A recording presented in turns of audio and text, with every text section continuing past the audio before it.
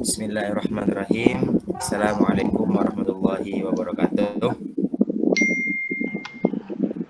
Waalaikumsalam warahmatullahi wabarakatuh.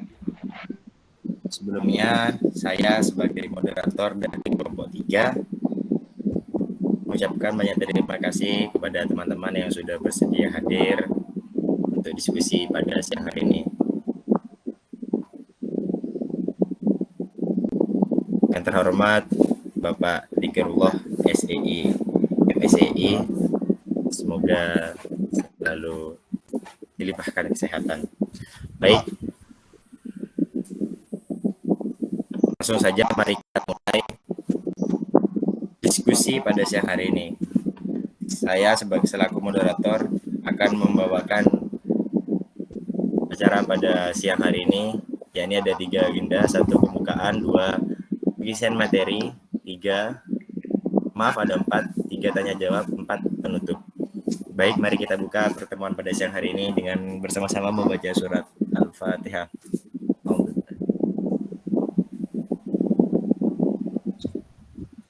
Baik, langsung saja slide. Kami serahkan kepada pemateri. Saya serahkan kepada pemateri. Waktu dan tempat kami persilahkan. Baik, terima kasih. Terima kasih atas waktunya moderator. Di sini saya akan memaparkan tentang pengertian perekonomian 3 sektor. Perekonomian 3 sektor yaitu perekonomian yang terdiri dari sektor-sektor rumah tangga, perusahaan, dan pemerintah. Campur tangan pemerintah dalam perekonomian menimbulkan 2 perubahan penting dalam proses penentuan keseimbangan pendapatan nasional, yaitu yang pertama, pungutan pajak yang dilakukan pemerintah akan mengurangi pengeluaran agregat melalui pengurangan ke atas konsumsi rumah tangga. Yang kedua, yakni pajak memungkinkan pemerintah melakukan pembelanjaan dan ini akan menaikkan pembelanjaan negara. Kedua, aliran pengeluaran atau pendapatan ini akan mengubah pola aliran pendapatan dalam perekonomian dalam ekonomi 3 sektor. Belum terdapat kegiatan mengekspor dan mengimpor. Oleh sebab itu, ekonomi 3 sektor dinamakan juga ekonomi tertutup.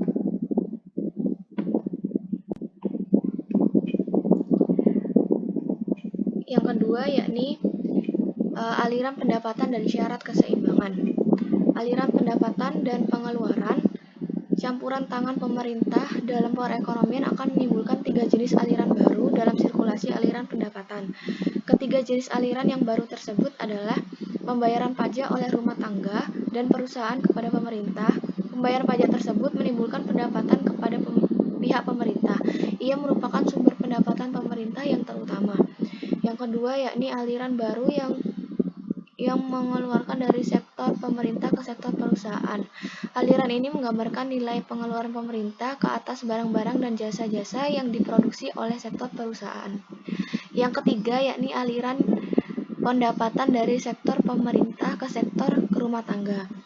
Aliran itu timbul sebagai akibat dari pembayaran ke atas konsumsi faktor-faktor produksi yang dimiliki sektor rumah tangga oleh pemerintah. Berikut ini sirkulasi aliran pendapatan perekonomian 3 sektor. Dalam suatu perekonomian tertutup, ciri-ciri pokok dari aliran-aliran pendapatan dan pengeluarannya adalah pembayaran oleh sektor perusahaan sekarang dapat dibedakan menjadi 2 jenis, yaitu pembayaran kepada sektor rumah tangga sebagai pendapatan kepada faktor-faktor produksi dan pembayaran pajak pendapatan perusahaan kepada pemerintah. Kemudian pendapatan yang diterima rumah tangga sekarang berasal dari 2 sumber, dari pembayaran gaji dan upah, sewa, bunga, dan untung oleh perusahaan, dan dari pembayaran gaji dan upah oleh pemerintah. Pemerintah menerima pendapatan berupa pajak dari perusahaan dan rumah tangga. Pendapatan tersebut akan digunakan untuk membayar gaji dan upah pegawai-pegawai dan untuk membeli barang-barang dan jasa-jasa. Pendapatan yang diterima rumah tangga atau kita istilahkan dengan lambang Y akan digunakan untuk memenuhi 3 kebutuhan, yakni membayar dan membiayai serta pengeluaran konsumsi, disimpan sebagai tabungan dan membayar pajak pendapatan rumah tangga. Dalam persamaan Y sama dengan C ditambah S ditambah T. Kemudian dalam gambaran tersebut tetap dimisalkan bahwa tabungan rumah tangga dipinjamkan oleh lembaga-lembaga keuangan kepada para pengusaha yang menanam modal. Pengeluaran agregat AE telah menjadi bertambah banyak jenisnya, yaitu di samping pengeluaran konsumsi dan investasi, sekarang termasuk pula pengeluaran pemerintah. Dalam persamaan AE sama dengan C ditambah L ditambah G. Kemudian syarat-syarat keseimbangan. Dalam suatu perekonomian, keseimbangan pendapatan nasional akan dicapai apabila penawaran agregat adalah sama dengan pengeluaran agregat. Pengeluaran yang dilakukan oleh berbagai pihak dalam perekonomian tersebut meliputi 3 jenis pembelanjaan, yaitu konsumsi rumah tangga, investasi perusahaan, dan pengeluaran pemerintah membeli barang dan jasa. Dengan demikian, keadaan yang menciptakan keseimbangan dalam perekonomian 3 sektor adalah penawaran agregat dikurangi pengeluaran agregat. Y AE atau Y sama dengan C ditambah 1 ditambah G. Kegiatan sektor perusahaan untuk memproduksikan barang dan jasa akan mewujudkan aliran pendapatan ke sektor rumah tangga atau gaji dan upah, sewa, bunga, dan keuntungan. Dan aliran ini sama nilainya dengan pendapatan nasional. Pada gambar sebelumnya menunjukkan bahwa pendapatan rumah tangga tersebut akan digunakan untuk 3 tujuan, yaitu membiayai konsumsi, ditabung, dan membayar pajak. Dengan demikian, berdasarkan kepada aliran pendapatan yang wujud dalam perekonomian 3 sektor, berlaku kesamaan berikut. Y sama dengan C ditambah S ditambah T. Uraian yang terdahulu telah menunjukkan bahwa dalam keseimbangan berlaku kesamaan berikut. Y sama dengan C ditambah L ditambah G. Sedangkan pada setiap tingkat pendapatan nasional berlaku kesamaan Y sama dengan C ditambah S ditambah T. Dengan demikian, pada keseimbangan pendapatan nasional berlaku kesamaan berikut. C ditambah I ditambah G sama dengan C ditambah S ditambah T. Apabila C dikurangi dari setiap ruas, maka I ditambah G sama dengan S ditambah T. Dalam perekonomian 3 sektor, I dan G adalah suntikan ke dalam sirkulasi aliran pendapatan, sedangkan S dan T adalah kebocoran. Dengan demikian, dalam keseimbangan ekonomi 3 sektor juga berlaku keadaan suntikan sama dengan bocoran. Sebagai kesimpulan, dapatlah kita rumuskan bahwa dalam perekonomian 3 sektor yang mencapai keseimbangan akan berlaku keadaan yang berikut. Yang pertama yakni Y sama dengan C ditambah I ditambah G, dan yang kedua I ditambah G sama dengan S dan T. Baik, cukup sekian dari saya. Kurang lebihnya mohon maaf, saya kembalikan kepada moderator. Baik, terima kasih atas penyampaian yang luar biasa dari saudari Isnaini Julianti. Baik, saya persilahkan ke presentator selanjutnya. Sini Ma, aku ada klaim loh. Baik, terima kasih moderator. Di sini saya akan memaparkan materi mengenai jenis pajak. 1. Pajak langsung, yaitu pajak yang secara langsung dipungut dari orang yang berkewajiban untuk membayar pajak. Setiap individu yang bekerja dan perusahaan yang menjalankan kegiatan memperoleh keuntungan wajib membayar pajak. Yang kedua, pajak tak langsung. Perpajakan pada individu atau entitas yang pada akhirnya dibayar oleh orang lain. Jenis pemungutan yang berlaku dalam pajak tidak langsung bersifat tidak menentu. Artinya, pembentukan pajak tidak dilakukan secara berkala layaknya pajak langsung, melainkan tergantung dari peristiwa yang membuat kewajiban untuk membayar pajak muncul. Salah satu jenis pajak tak langsung yang penting adalah pajak impor.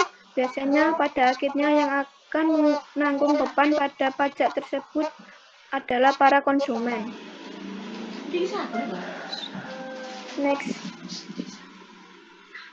Yang keempat, bentuk-bentuk pajak pendapatan. Bentuk pajak pendapatan yang pertama, pajak regresif. Sistem pajak yang presentasinya menurun apabila pendapatan yang dikenakan pajak menjadi bertambah tinggi dalam sistem ini. Pada pendapatan rendah, pajak yang dipungut meliputi bagian yang paling tinggi dan pendapatan tersebut tetapi semakin tinggi pendapatan semakin kecil persentase pajak itu dibandingkan dengan keseluruhan pendapat. Yang kedua, pajak proporsional. Persentase pungut pajak yang tetap besarnya pada berbagai tingkat pendapatan, yaitu dari tingkat pendapatan yang sangat rendah kepada yang sangat tinggi. Dalam sistem pajak ini tidak dibedakan di antara penduduk yang kaya atau miskin, dan di antaranya perusahaan besar dan perusahaan kecil. Yang ketiga, pajak progresif. Sistem pajak yang presentasinya bertambah apabila pendapatan semakin meningkat. Pajak ini menyebabkan pertambahan nominal pajak yang dibayar akan menjadi semakin cepat apabila pendapatan semakin tinggi.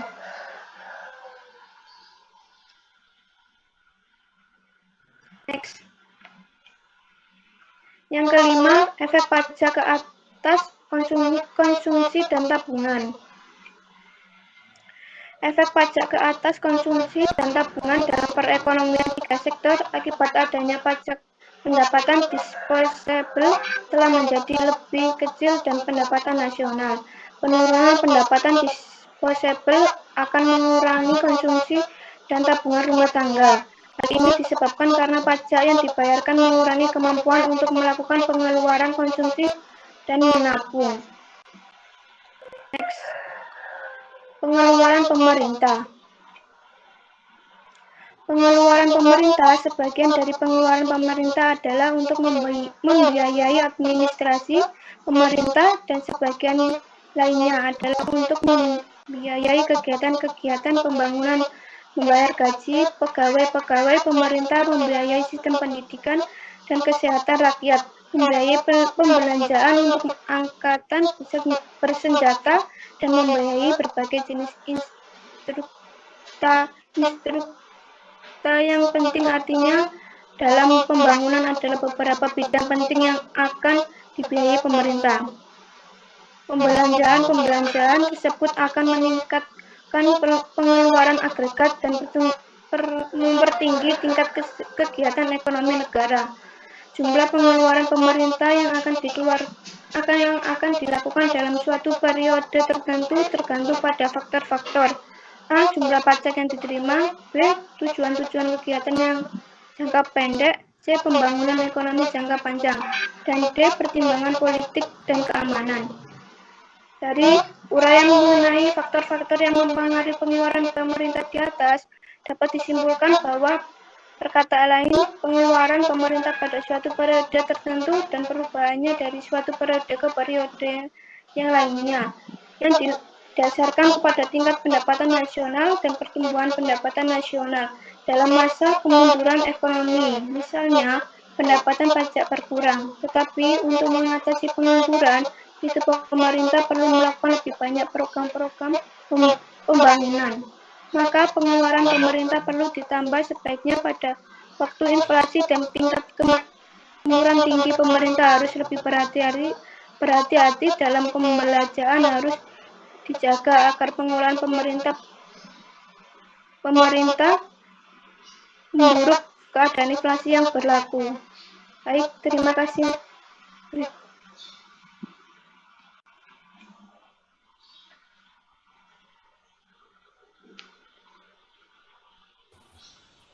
Baik, saya ucapkan terima kasih kepada presentator kedua, yakni saudari Mbak Nisa Ulbariroh.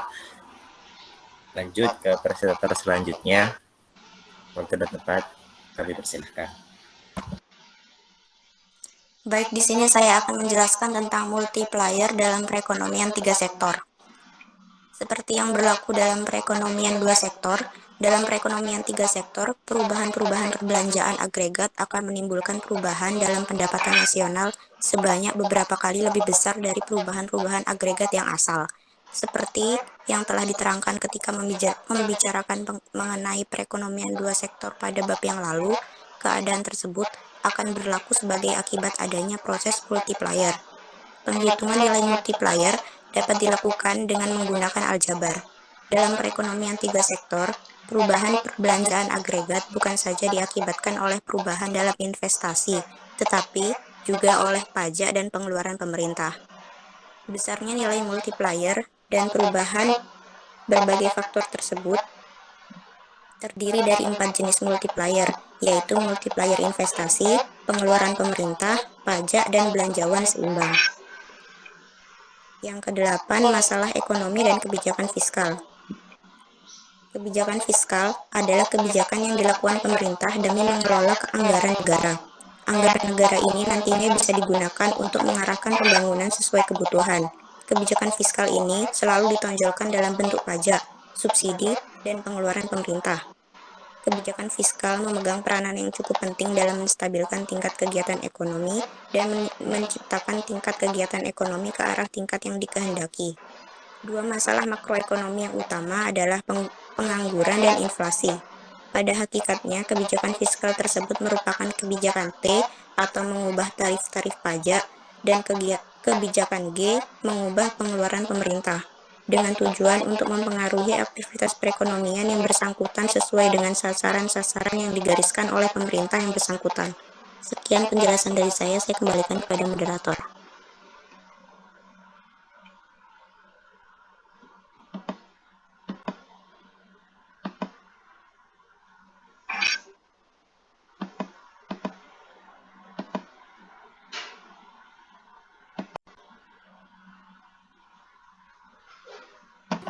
Terima kasih kepada presenter terakhir, Mbak Aisyah Koroto Aid. Baik, di sini kami akan membuka sesi diskusi. Acara selanjutnya adalah sesi diskusi atau tanya jawab. Baik, bagi teman-teman yang ingin bertanya, silahkan raise hand dan ditulis di kolom komentar. Pertanyaannya ditulis di kolom komentar. Baik, monggo Mbak Novitasari bisa dijelasin.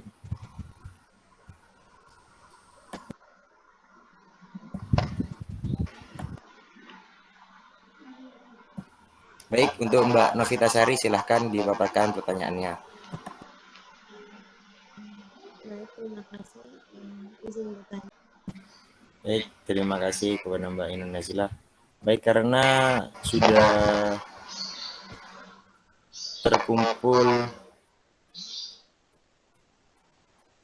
ini sudah terkumpul berapa ini? 1, 2, 3, 4, 5. Ada 6 penanya, mungkin saya cukupkan dulu. Saya beri waktu kepada kelompok 3 untuk mendiskusikan jawabannya. Saya beri waktu 3 sampai 4 menit.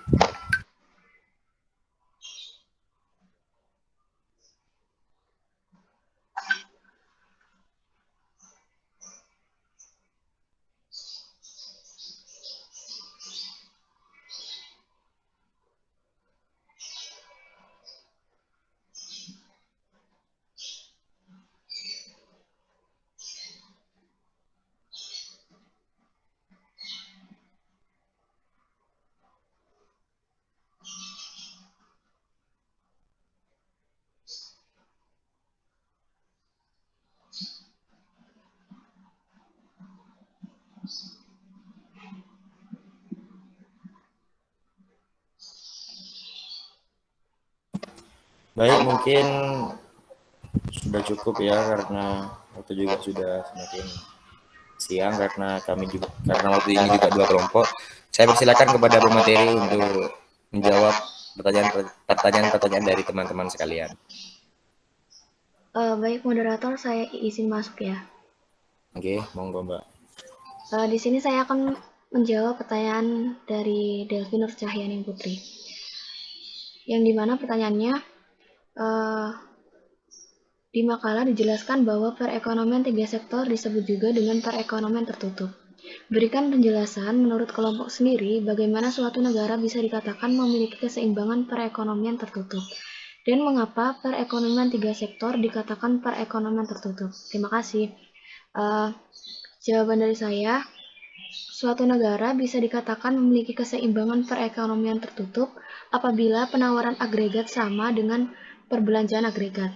Perekonomian tiga sektor juga disebut sebagai perekonomian tertutup dikarenakan perekonomian suatu negara tidak berinteraksi dengan dunia internasional. Interaksi ekonomi hanya terjadi pada dalam negeri saja. Artinya barang atau jasa hanya diproduksi dalam negeri dan hanya akan dikonsumsi oleh sektor rumah tangga dalam negeri. Tidak ada kegiatan ekspor maupun impor sehingga tidak ada interaksi dengan pihak luar negeri. Sekian jawaban dari saya. Saya kembalikan kepada moderator.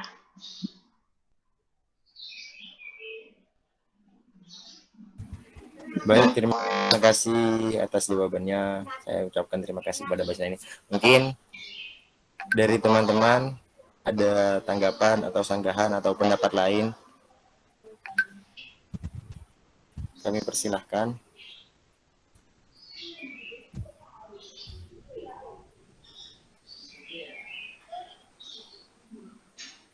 Cukup, Mas. Cukup nih. Baik, saya persilakan kepada pemateri untuk menjawab pertanyaan dari teman-teman yang lain.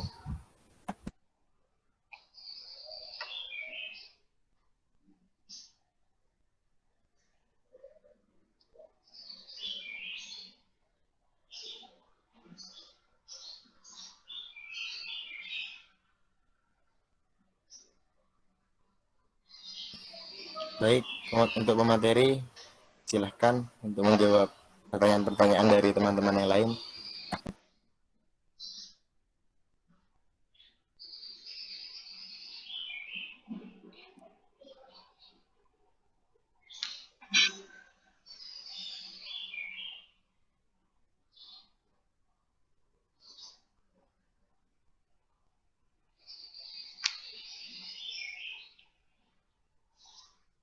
Izin menjawab moderator. Baik, silahkan. Di sini saya akan menjawab pertanyaan dari Ainun Nazila Firdaus. Pertanyaannya, apa saja yang harus dipenuhi agar perekonomian tiga sektor mencapai keseimbangan? Syarat yang harus dipenuhi agar perekonomian tiga sektor mencapai keseimbangan adalah jika penawaran agregat sama dengan pengeluaran agregat. Pengeluaran yang dilakukan oleh berbagai pihak dalam perekonomian tersebut meliputi 3 jenis, yaitu konsumsi rumah tangga, investasi perusahaan, dan pengeluaran pemerintah membeli barang dan jasa. Sistem perekonomian tiga sektor adalah sistem perekonomian yang terdiri dari rumah tangga konsumen, rumah tangga produsen, dan rumah tangga pemerintah. Dalam sistem ekonomi, diketahui bahwa rumah tangga konsumen adalah sebagai pemilik faktor-faktor produksi, sedangkan rumah tangga produsen adalah rumah tangga yang menghasilkan barang dan jasa yang digunakan untuk konsumsi, sedangkan rumah tangga pemerintah adalah rumah tangga yang bertugas mengatur birokrasi perekonomian di suatu negara. Rumah tangga pemerintah dapat berlaku sebagai konsumen maupun produsen. Sebagai pemilik faktor produksi, rumah tangga konsumen mendapatkan uang dari hasil menjual faktor-faktor produksi tersebut kepada rumah tangga produsen. Sedangkan rumah tangga produsen mendapatkan uang dari hasil penjualan produk dan jasa yang dihasilkannya. Dan rumah tangga pemerintah sebagai pengatur regulasi mendapatkan uang dari sektor pajak. Sekian jawaban dari saya kembalikan kepada moderator. Baik, terima kasih atas jawabannya Mbak Aisyah Kurotain. Mungkin terutama kepada Mbak ini yang bertanya, apakah ada feedback, balasan, tanggapan, sanggahan atau semacamnya? Oke, terima kasih Mbak. Mungkin dari teman-teman yang lain ada sanggahan, tambahan? Tidak ada? Mungkin cukup. Cukup. Saya lanjut. Ini mungkin saya yang akan menjawab. Ada pertanyaan dari Mas Halim. Izin bertanya, di dalam makalah disebutkan bahwa faktor-faktor pengeluaran pemerintah ada 4. Jelaskan keempat faktor tersebut. Maksudnya mungkin definisinya itu ya, pengertiannya itu. Dari uraian-uraian faktor-faktor yang mempengaruhi pengeluaran pemerintah di atas dapat disimpulkan bahwa pendapatan nasional tidak memegang peranan yang penting dalam menentukan perbelanjaan pemerintah. Dengan perkataan lain, pengeluaran pemerintah pada suatu periode tertentu dan perubahannya dari satu periode ke periode lainnya tidak didasarkan kepada tingkat pendapatan nasional dan pertumbuhan pendapatan nasional. Dalam masa kemunduran ekonomi misalnya, pendapatan pajak berkurang, tetapi untuk mengatasi pengangguran itu pemerintah perlu melakukan lebih banyak program pembangunan, maka pengeluaran pemerintah perlu ditambah. Sebaliknya, pada waktu inflasi dan tingkat kemakmuran tinggi, pemerintah harus lebih berhati-hati dalam perbelanjaannya. Harus dijaga agar pengeluaran pemerintah tidak memperburuk keadaan inflasi yang berlaku. Mungkin itu jawaban dari saya. Dari Mas Ali mungkin ada feedback atau sanggahan, tambahan.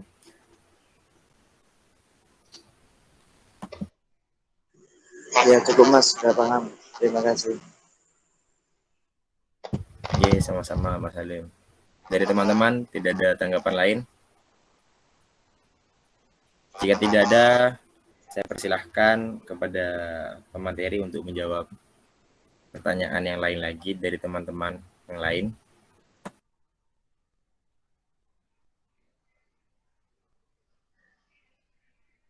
Ingin menjawab moderator. Monggo dipersilahkan. Pertanyaannya dari Mei Dewi. NIM 126 ingin bertanya bagaimana pengaruh pengeluaran pemerintah pada perekonomian tiga sektor. Pengaruh pemerintah dalam perekonomian tiga sektor adalah sebagai berikut. 1. Pemerintah dapat menjadi peranan sentral sebagai pengatur perekonomian yang terjadi di masyarakat. Hal ini dilakukan sebagai upaya menjaga stabilitas perekonomian masyarakat agar tetap berjalan baik dan tidak menimbulkan kerugian bagi masyarakat. Pemerintah bisa mengatur perekonomian masyarakat dengan cara membuat berbagai kebijakan, peraturan, bahkan undang-undang yang mengatur masalah tersebut. Yang kedua, pemerintah berpengaruh juga menjadi peranan sebagai konsumen produk barang dan jasa. Pemerintah harus menggunakan berbagai produk sebagai alat-alat kantor, perlengkapan negara, jasa aparatur negara, dan lain sebagainya. Yang ketiga, pemerintah berpengaruh sebagai produsen yang mengelola berbagai perusahaan negara untuk menghasilkan produk yang berkaitan dengan hajat untuk orang banyak.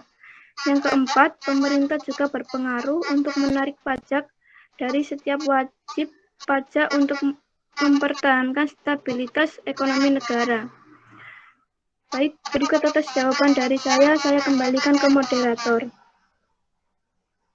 Baik, saya sampaikan terima kasih kepada Mbak Nisa Ulbariro. Kepada penanya Mbak Mei mungkin ada sanggahan, tanggapan, atau gimana? Atau sudah paham? Sudah paham moderator, terima kasih. Baik, terima kasih kepada penanya. Mungkin dari teman-teman yang lain ada yang mau ditanyakan lagi? Ada yang mau disanggah maksudnya, mau ditanggapin? Jika tidak ada, saya akan lanjut ke pertanyaan terakhir. Ini ada satu pertanyaan lagi. Iya, monggo Mas. Baik, pertanyaannya dari Mbak Uswatun Hasanah. Assalamualaikum, izin bertanya. Bagaimana pengaruh pengeluaran pemerintah terhadap keseimbangan pendapatan nasional? Pengeluaran pemerintah seperti ekspor, infrastruktur, jalan, dan jumlah penduduk berpengaruh positif terhadap pendapatan nasional Indonesia. Hal ini mengindikasikan semakin besar pengeluaran pemerintah ekspor infrastruktur jalan dan jumlah penduduk, maka pendapatan nasional Indonesia juga akan meningkat. Itu dari segi positifnya. Mungkin itu saja yang bisa saya jawab. Mungkin Mbak Uswatun Hasanah ada tanggapan atau sanggahan? Tidak, Mas Rian, sudah paham. Terima kasih.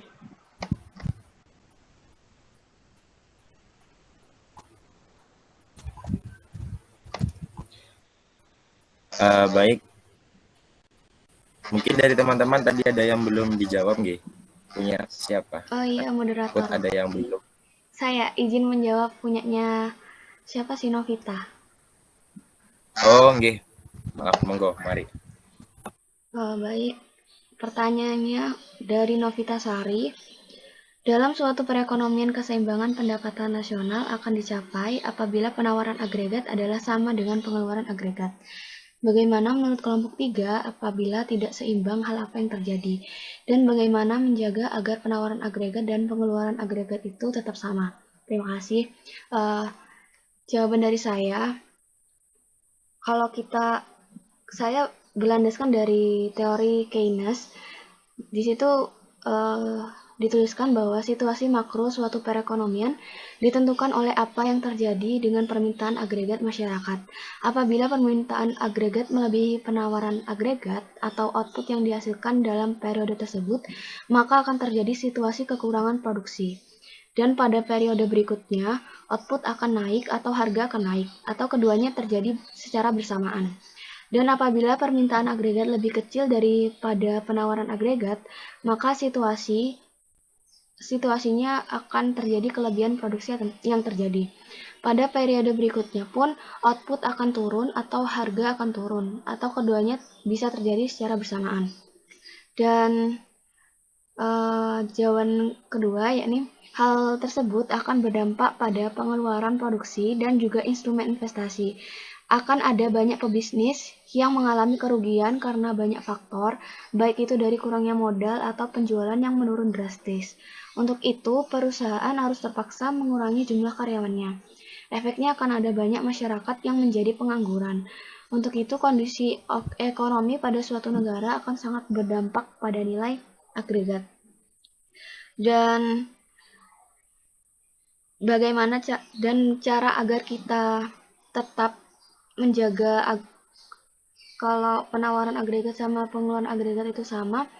Kalau menurut saya, karena saya belum menemukan jawaban yang pasti ya, kalau menurut saya pribadi, usahakan tetap seimbang nilai antara penawaran agregat sama pengeluaran agregat. Baik, cukup sekian dari jawaban dari saya. Kurang lebihnya mohon maaf, saya kembalikan kepada moderator. Baik, saya sampaikan terima kasih kepada Mbak Isna ini. Jawaban yang cukup jelas menurut saya.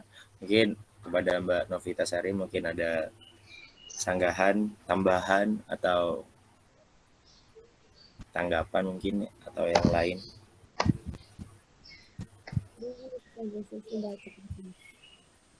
Tidak ada. Kepada teman-teman yang lain mungkin ada feedback atau bagaimana? Jika tidak ada, karena penanya-penanya sudah terjawab semua, mungkin saya cukupkan diskusi, saya tutup forum diskusi pada siang hari ini.